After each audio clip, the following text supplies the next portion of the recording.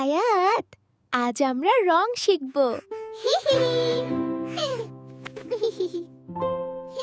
দেখো আয়াত, এটা লাল রং।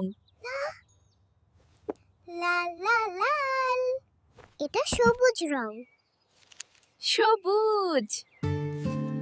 আহ!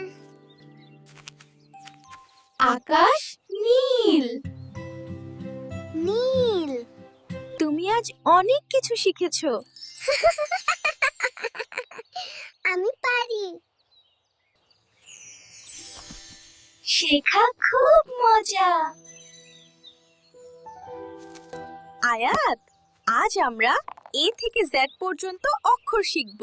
ওকে। এ হলো আপেলের জন্য।